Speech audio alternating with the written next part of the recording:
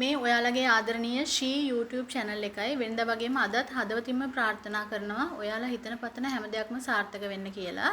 අපි අද ඉගෙන ගන්න යන්නේ මෙන්න මේ වගේ ලස්සන හැන්ඩල් හදාගන්නේ කොහොමද කියලායි. අපිට පුළුවන් ඒ වගේ හැන්ඩල් වලින් ලස්සනට බෑග්ස් වලට හැන්ඩල් එකක් හදාගන්න. අපි මේ හැන්ඩල් වලට කියන්නේ බැරල් හැන්ඩල් කියලා. බැරල් එක හදාගන්න අපි විශේෂයෙන්ම පාවිච්චි කරනවා මෙන්න මේ වගේ අයිටම් එකක්. ඒකට අපි කියන්නේ බැරල් බකල් කියලා. ඒ නිසා අපි මේ හැන්ඩල් එක බැරල් හැන්ඩල් කියලා තමයි නම් කරලා තියෙන්නේ. ඉතින් හරිම ලස්සන හැන්ඩල් එකක් ඕගලන්ට මේකෙන් හදාගන්න පුළුවන්.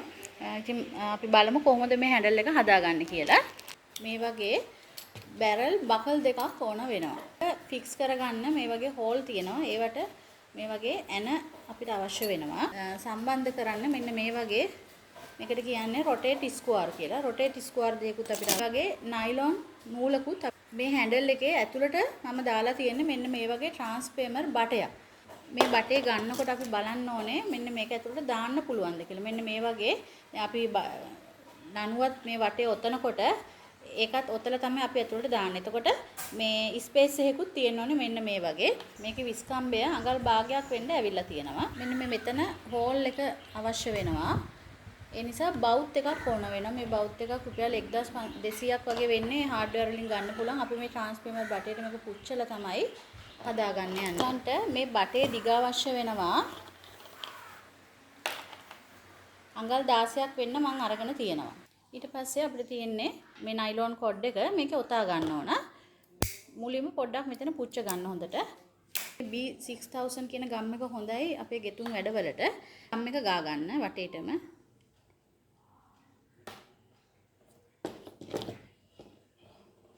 ඊට පස්සේ මේක අපිට පුළුවන් අලව ගන්න. ගම් එක ගාපු ගමන් පොඩ්ඩක් ඇලවෙනවා ගතිය මදි. පොඩ්ඩක් පිඹලා අලෝපුවම හොඳට ඇලවෙනවා.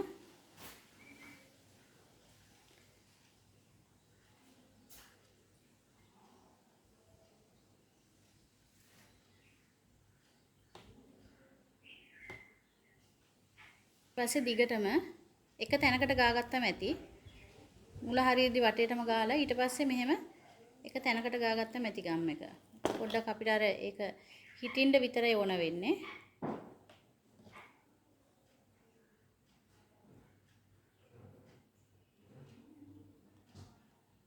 මේ විදිහට අපි බට දෙකම අලවගෙන ඉමු. නයිලොන් නූල නයිලොන් කොඩ් එකෙන් සම්පූර්ණයෙන් මම දැන් මේක පුරවගෙන තියෙනවා. ඊට පස්සේ අපිට තියෙන්නේ මේ හැන්ඩල් බැරල් බකල් දෙක ඇතුළට දාලා මේකේ ඇන ටික දාගන්න. ඕගොල්ලෝ මෙන්න මේ විදිහට දැන් මේක ගත්තම මේකේ පොඩි වක් එකක් තියෙනවනේ. අන්නේ එතන ඒම් කරලා මෙන්න මේ හිල් දෙක මෙන්න මේ විදිහට තමයි ඇතුළට බස්සන්න ඕනේ. ඒ කියන්නේ මේ අර කර්ව් එක තියෙන පැත්තට තමයි මේ හිල් දෙක එතකොට හිටින්න ඕනේ. ඊට පස්සේ ඕක එහෙට මෙහෙට යන්න නැතු යන්න මේ වගේ අල් පෙනෙත්තක් ගහගන්න. පොඩ්ඩක් නැමෙන සුළු ගතියක් ටික වැඩි. මුල්ම එක මම මුල්ම හදපේව ටිකක් හරි තදයි. දිග මේ ඒ නිසා මේක සමහරක් වෙලාවට බවුත් එක නැතුව පුච්චන්න පුළුවන්. මම මේක පොඩ්ඩක් එහෙම බවුත් එක නැතුව මොකද ඔයාලට බවුතුත් ගන්න වෙන නිසා මම මේක පොඩ්ඩක් කරලා බැලුවා. මේ ටිකක් අත තද කරලා කරොත් අපිට බවුත් එකකින් මෙතන පුච්චන්න අවශ්‍යත් නැහැ. ඊට පස්සේ ඔයගොල්ලෝ මෙන්න මේ විදිහට මේක පුච්ච ගන්න ඕන. බවුත් එකෙන් තේ පුච්චගත්තු තැනින් මේක මෙහෙම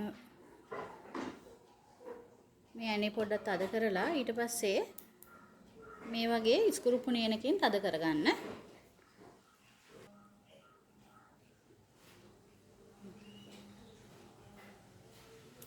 ඔයාලට මේ වගේ පුච්චලා කරගන්න පුළුවන්. අපි මේක බලමු පුච්චන්න නැතුව කරලා. ට්‍රාන්ස්ෆර්මර් බටේ හයියට එන වෙලාවල් තියෙනවා. හයියට එනවා නම් බැරල් ඔයාලා මේ බවුත් එකෙන් පුච්ච ගන්න වෙනවා. ටිකක් යවා ගන්න අමාරු නිසා.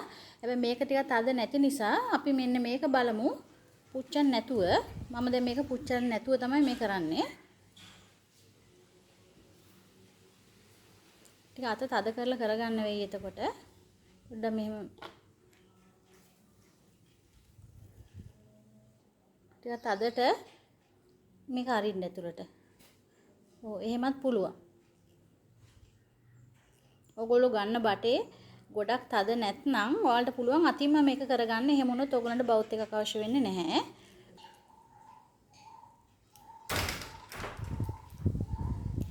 ඊට පස්සේ ඔයගලන්ට මෙන්න මේකට කියන්නේ rotate square කියලා. මේක මෙතන ෆ්‍රෙෂ් කරන්න පුළුවන්. ෆ්‍රෙෂ් කරලා ඊට පස්සේ මෙන්න මේ හෝල් එකට දාලා මෙතනින් එක හදාගෙන ඉවරයි.